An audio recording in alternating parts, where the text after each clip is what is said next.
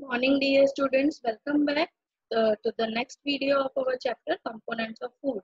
So, in the last video, we learned about food, the different components of food, that is carbohydrates, proteins, vitamins, minerals, and we studied about tests for carbohydrate, proteins, and fats. In this video, we are going to learn about the different nutrients present in the food, from where they are available, their importance. So let's first start with carbohydrates. Now carbohydrates, they provide energy to our body. Now generally carbohydrates are of three main types: glucose, sugar, and starch. Means the food which we eat, which are sweet in taste, they contain the nutrient carbohydrate. Carbohydrate generally provide us energy to our body to do the daily activities. As we learned in our last chapter that the person or the people who do hard work, they require more amount of energy. So they will consume more amount of carbohydrates. So the three main types of carbohydrates are glucose, sugar, and starch. Now, which are the food that provide carbohydrates? They are millet, wheat, maize, rice. Means the food which are sweeter, they contain carbohydrates, and the other sources are sugar, potato, sweet potato, jaggery, honey, and so on. So as we know that carbohydrates, they provide us energy, they are also known as energy giving food. The first nutrient is carbohydrate, which are termed as energy giving food. Our next nutrient is fats. Now these fats are considered as the richest source of energy. Now already we have seen that carbohydrate provide us energy. Then why we have said fats as the richest source of energy? Because fat provide us energy more as compared to the carbohydrates. That means when you are in instant need of energy, if you will consume some amount of fat, it will provide you more energy as compared to the carbohydrates. Now fats, they are obtained from two sources, that is plants and animals. So we can say there are two types of fats, that is plant fat and animal fats. So the examples of plant fats are groundnut oil, vegetable oil, mustard oil, sunflower oil, whereas animal fats are ghee, cheese, egg, meat. Now these fats, as they also provide us energy, the carbohydrates and fats, they both are termed as energy giving food. Now there is only a slight difference between fats and oils. Generally both are same, but oil, they are liquid in state at the room temperature, whereas fats, they are solid in state, but both are same. The next nutrient that we are going to study is proteins. Now proteins, they are the main component of our body. Each and everywhere we can study proteins. The proteins are located even in every single cell of our body. So the proteins are very important component of our body. Now these proteins are also required for growth and repair of the body. Means whenever we get any injury, our cell gets replaced by a new cell. So the repair of the body, the wear and tear of the body tissues, it takes place with the help of proteins only. Whereas growth of the body also takes place with the help of proteins. Now as these proteins, they help in building of our body, they are the building block of our body, they are also termed as bodybuilding food. So the food which are rich in proteins are termed as bodybuilding food. Now the examples of proteins are milk, cheese, pulses, peas, beans, chicken, meat, and so on. Now, these proteins, they are generally obtained from egg, meat, and animal products. But the richest source of plant product which is rich in protein is soya bean. Soya bean, they are very rich in protein, as same as the meat and the chicken. So proteins are very important for our body and they are termed as bodybuilding food. Moving on, next are vitamins. Now vitamins, as we see, vitamins, they are very necessary for different functions or for different uh, work of our body. Like they are important for good eyesight, they are important for our bones, teeth, proper digestion, and normal growth of our body. Now these vitamins, they are very important for their different processes like eyes, bones, teeth, normal growth, and they also help in protecting our body from diseases. So they are also known as protective food. Vitamins, once again, they protect our body from diseases, so they are also known as protective food. Now, these vitamins, they are mainly categorized into two groups as fat-soluble vitamins and water-soluble vitamins. Vitamins are of more than one type, that is vitamin A, vitamin B, vitamin C, vitamin D, vitamin K, and other vitamins are vitamin E. And vitamin B is also termed as vitamin B complex. Now, why vitamin B is known as vitamin B complex? Because vitamin B is a group of different vitamins like vitamin B1, vitamin B2, vitamin B6, vitamin B7, vitamin B12. All these groups of vitamins combine together vitamin B and they form of vitamin B complex. Over here we have taken the different types of vitamins, their importance and the sources from which they are available. Let us see, the first vitamin is vitamin A. Now vitamin A is important for maintaining the good eyesight and good hair. Now, when you get specs, generally you might have heard that doctors say that you should consume more amount of carrots. Now, why people advise you to consume more amount of carrot or butter or milk? Because they contain more amount of vitamin A. And vitamin A are very good for our eyesight and hair. The sources of vitamin A are milk, butter, carrot, egg. Next vitamin, that is vitamin B. Now when we are saying vitamin B, that means we are discussing about various types of vitamin Bs, that is vitamin B complex we are studying about.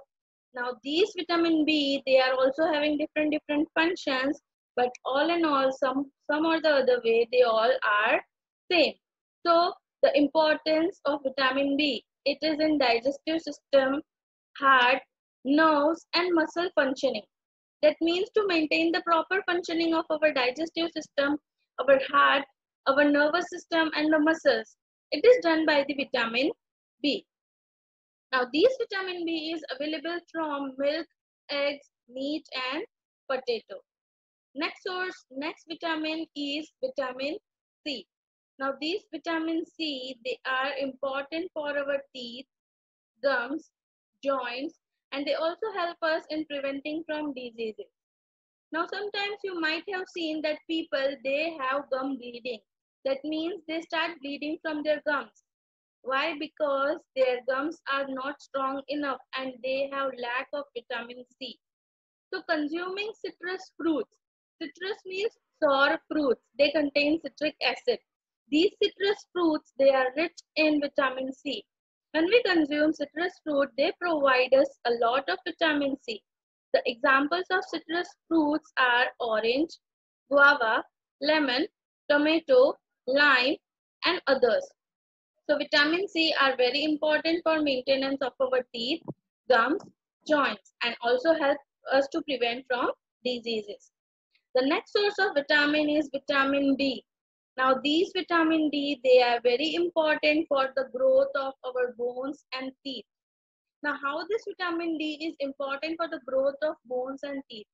As vitamin D helps in absorption of calcium, and the calcium is very important for the teeth and bones, so vitamin D becomes an important component for our growth of bones and teeth.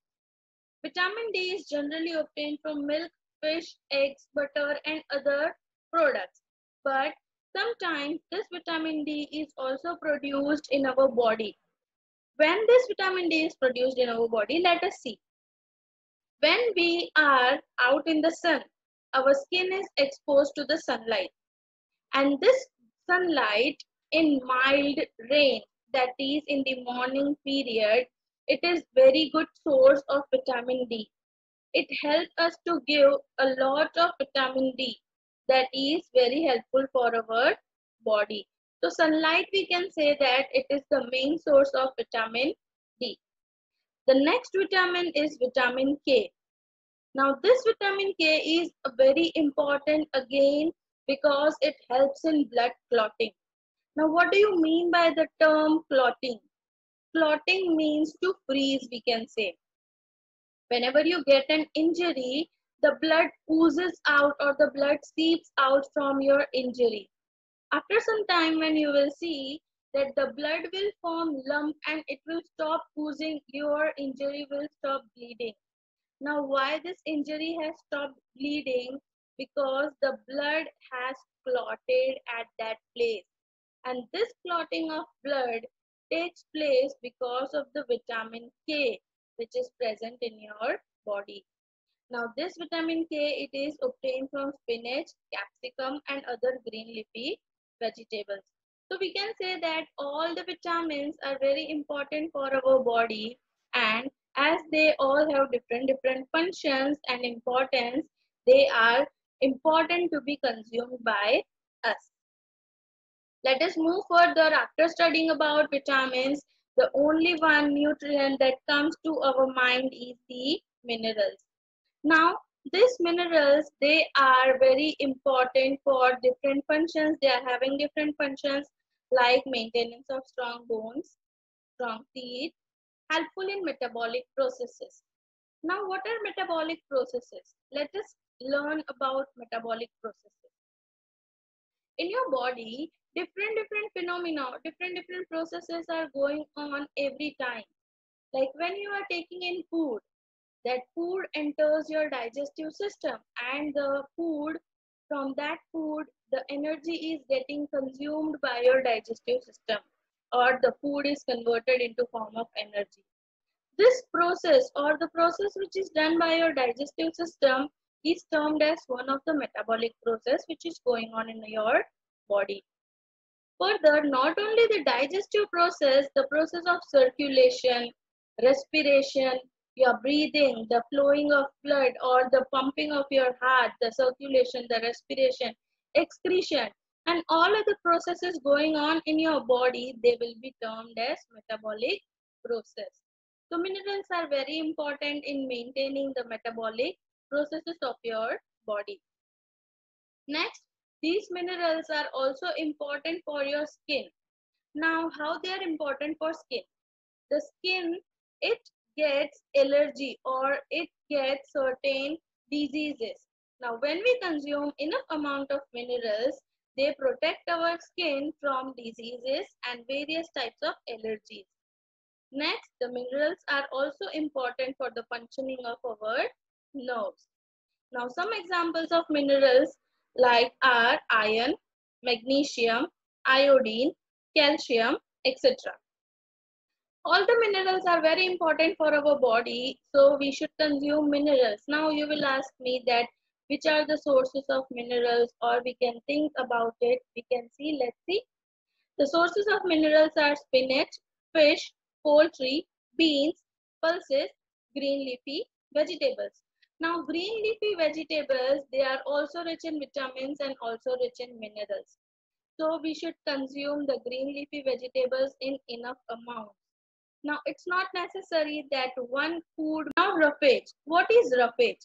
It is the indigestible portion of food which is obtained from plants. Now, when we eat any plant product, that is any fruit or any vegetable, there are some part of plant or the some portion of food which we consume which is not digested by our digestive system. Or that means we can say that they do not provide us any kind of nutrient or any kind of energy, but they are not even digested by our digestive system. Now, so what is the use of consuming these roughage?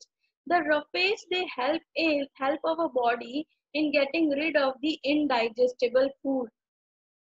Getting rid of indigestible food, how you can say that? Because when we eat roughages, the indigestible portion of food, which it gets combined with the waste material of our body, in our bowel, that is our stomach, or we can say our digestive system. In the bowel, the undigested part of our food and the roughage, they mix together, and these roughage, they help in removing the waste material from our body easily. So sources of roughage, we can say they are fruits and vegetables. So roughages also help our body to be free from constipation, or helps our body to be healthy. Next, last, that is water, the important component of our food. Water is very important for our body. We all know that water is not only important for human beings but also for animals and all the living entities on the earth. How water is important to us, let us see. Water helps in transportation of nutrients to every cell of the body. That means whenever we are eating food, we get energy from it.